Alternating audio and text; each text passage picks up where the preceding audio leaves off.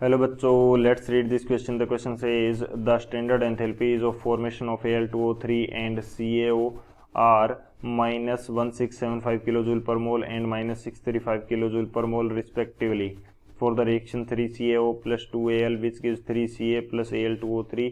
The standard reaction enthalpy delta RH naught is equal to dash dash kilojoule. तो इस question के अंदर हमें स्टैंडर्ड एंथैल्पीज जो है फॉर्मेशन की Al2O3 एंड CaO के लिए दे रखी है. तो उन दोनों की हेल्प से हमें जो गिवन रिएक्शन है उसके लिए स्टैंडर्ड एंथैल्पी जो है रिएक्शन की वो फाइंड आउट करनी है. तो बात करते हैं हम लोग की कंसेप्ट की यदि बात करें इस क्वेश्चन के लिए की कंसेप्ट, तो क्या की कंसेप्ट यहाँ पे यूज होगा.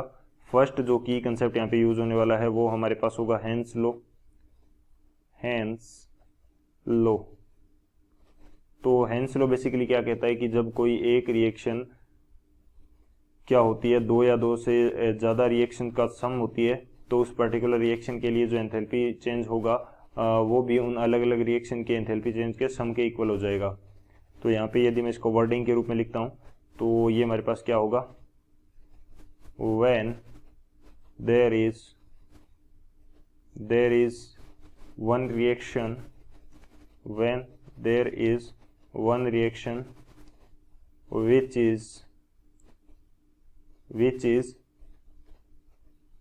which is sum of two or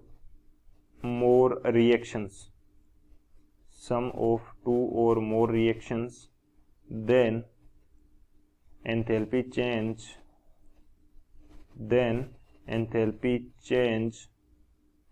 for that reaction for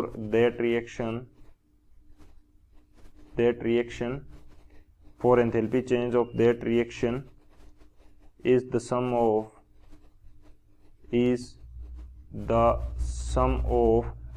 enthalpy changes of each reaction. Sum of enthalpy changes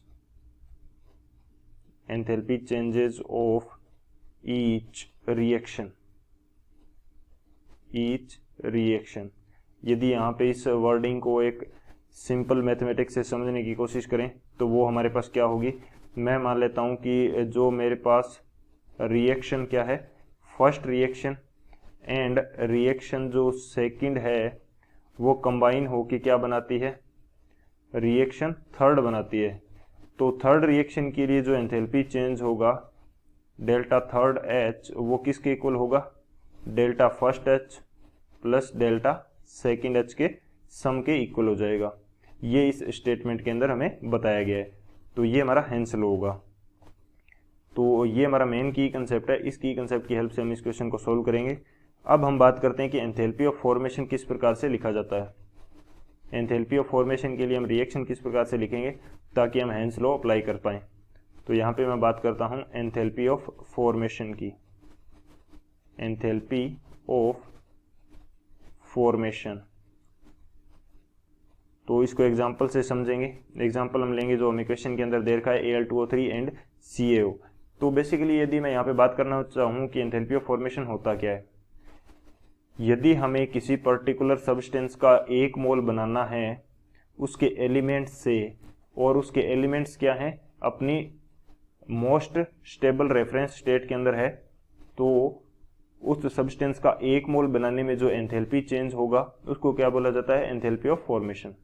यानी कि जैसे Al2O3 की बात करें तो हमें Al2O3 का एक मोल बनाना है इसके एलिमेंट्स यानी कि एल्यूमिनियम और ऑक्सीजन की हेल्प से.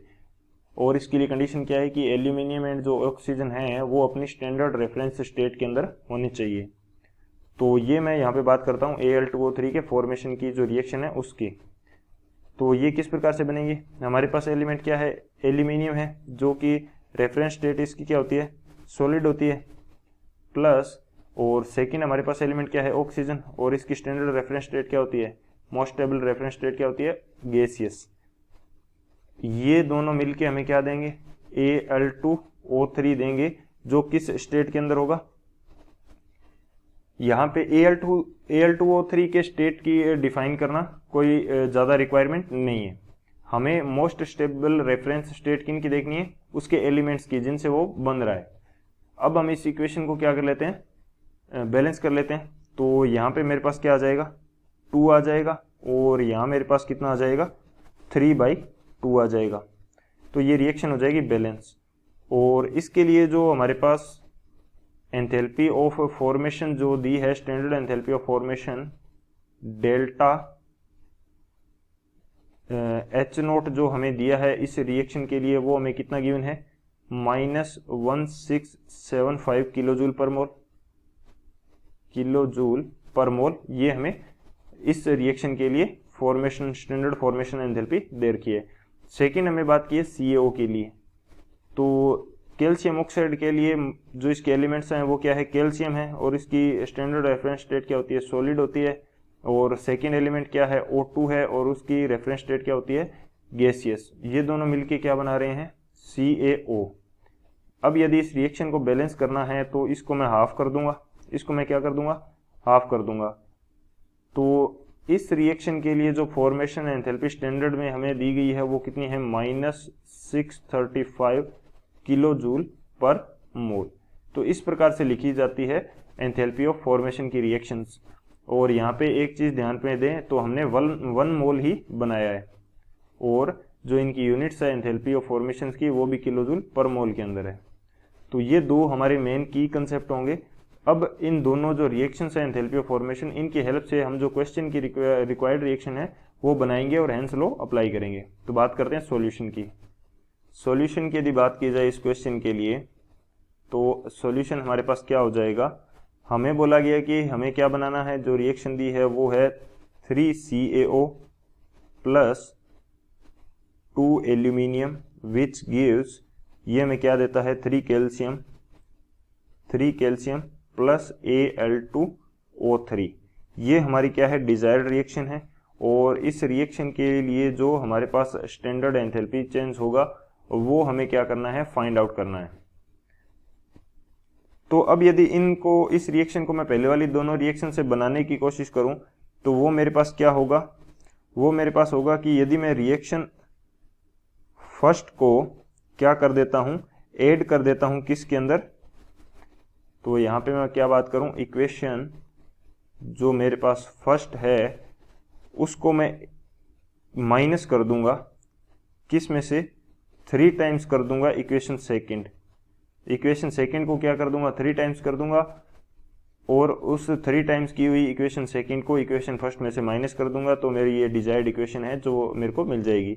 सो इक्वेशन फर्स्ट मेरे पास क्या थी, इक्वेशन फर्स्ट मेरे पास थी कि 2 moles of aluminium plus 3/2 moles of O2। यहाँ पे मैं इनकी स्टेट नहीं डिफाइन कर रहा हूँ, और ये हमें क्या दे रहा था, Al2O3। और अब इसकी जो हमारे पास फॉर्मेशन एंथैल्पी थी, स्टैंडर्ड फॉर्मेशन एंथैल्पी, वो हमारे पास क्वेश्चन के अंदर गिवन थी, वो कितनी थी, -1675 किलोजूल पर मोल। और जो दूसरी रिएक्शन है उसको मेरे को एक तो नेगेटिव करना है फर्स्ट में से, और 3 से मल्टीप्लाई करना है। अब नेगेटिव करना है तो मैं सेकेंड रिएक्शन की जो डायरेक्शन है वो अपोजिट करके इसके अंदर ऐड कर देता हूँ, तो वो भी नेगेटिव ही होगा। तो सेकेंड रिएक्शन जो मेरे पास थी उसकी मैं डायरेक्शन को क्या कर देता हूँ, अपोजिट कर देता हूँ। पहले तो डायरेक्शन जैसे ही मैं अपोजिट करूँगा तो ये मेरे को देगा, क्या देगा, कैल्शियम प्लस हाफ O2। अब मेरे को क्या करना है, इसको 3 से मल्टीप्लाई करना है, तो ये हो जाएगा 3 टाइम्स, ये हो जाएगा 3 टाइम्स, और ये यहाँ पे क्या हो जाएगा, 3/2 टाइम्स। और इसकी जो फॉर्मेशन एंथैल्पी है, स्टैंडर्ड फॉर्मेशन एंथैल्पी, उसका साइन भी चेंज हो जाएगा क्योंकि रिएक्शन को हमने चेंज कर दिया है, और 3 से क्या हो जाएगा, मल्टीप्लाई भी हो जाएगा। तो ये इसकी एंथैल्पी चेंज हमें दे रखा था 635, और 3 से कर देंगे इसको मल्टीप्लाई, किलोजूल पर मोल। अब देखते हैं कि इन दोनों को ऐड करने से जो हमारी थर्ड इक्वेशन है वो बन रही है या नहीं बन रही। तो इन दोनों को मैं जैसे ही ऐड करूंगा तो ये मेरा क्या हो जाएगा, कैंसिल आउट हो जाएगा, और मेरी इक्वेशन यहाँ पे क्या बचेगी, 3 calcium oxide plus 2 aluminium which gives 3 calcium plus Al2O3। तो इन दोनों रिएक्शन से मेरी ये पर्टिकुलर रिएक्शन बन रही है, तो इन दोनों की एंथैल्पीज का भी सम कर देंगे, तो इस रिएक्शन की जो स्टैंडर्ड एंथैल्पी है वो हमें मिल जाएगी, और उसकी वैल्यू हमारे पास कितनी आएगी, ये आएगी -1675 किलोजूल पर मोल। प्लस ऐड करना है हमें 3 इंटू 635 किलो जूल पर मोल। तो जैसे ही हम इनको ऐड करेंगे तो ये वैल्यू हमारे पास आएगी 230 किलो जूल। ये वैल्यू हमारे पास कितनी आएगी 230 किलो जूल पर मोल। इस रिएक्शन के लिए हमारे पास स्टैंडर्ड एंथैल्पी चेंज आ जाएगा। इसको थोड़ा सा और कंफर्म कर लेते हैं। तो एग्जैक्टली ये बिल्कुल 230 किलो जूल पर मोल आ रहा है। सो 230 किलो जूल पर mole is the final answer. I hope you understood it well. Best of luck. Thank you.